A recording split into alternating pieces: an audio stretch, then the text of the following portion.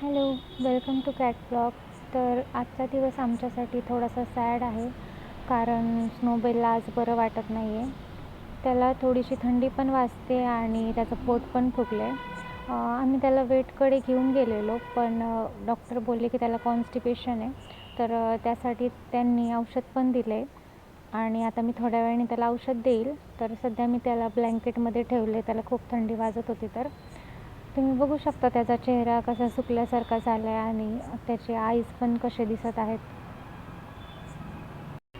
तर स्नोबेल आज 50 डेजचा झाला आहे आणि युजली ह्या एजचे जे किटन्स असतात त्यांच्यामध्ये कॉन्स्टिपेशन होण्याची शक्यता जास्त असते आणि कॉन्स्टिपेशन जर 2 ते 3 दिवसापेक्षा जास्त झालं तर किटन सिरियस पण होऊ शकतं आणि त्यांची डेथ पण होऊ शकते.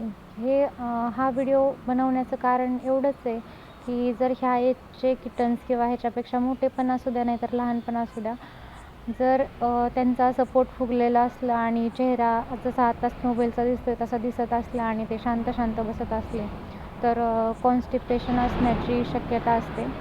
त्यामुळे यावर वेळेतच उपचार करावे लागतात आणि शक्यतो जर असं छोटं बाळ असेल तर त्याची आई जी असते तिचा पण आहार तुम्ही चांगला ठेवा.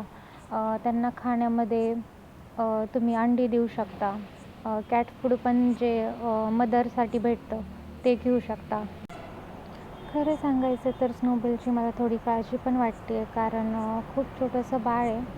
पण मला खात्री आहे त्या औषधाने त्याला फरक पडेल आणि मी उद्या औषध दिल्यानंतर नेक्स्ट व्हिडिओ पण बनवेल, कारण खूप माझे फॅमिली मेंबर्स डे 1पासून त्याची जर्नी फॉलो करतात आणि त्याला छान कमेंट्स पण करतात, त्याला ब्लेसिंग्स पण देतात. तर मी त्यांच्यासाठी व्हिडिओ बनवेल. तर माझ्या व्हिडिओला तुम्ही लाईक नाही केलं तरी पण चालेल, बट स्नोबेलसाठी प्रार्थना करा, त्याला ब्लेसिंग्स द्या, ते माझ्यासाठी खूप आहे. चला तर मग भेटूया नेक्स्ट व्हिडिओमध्ये.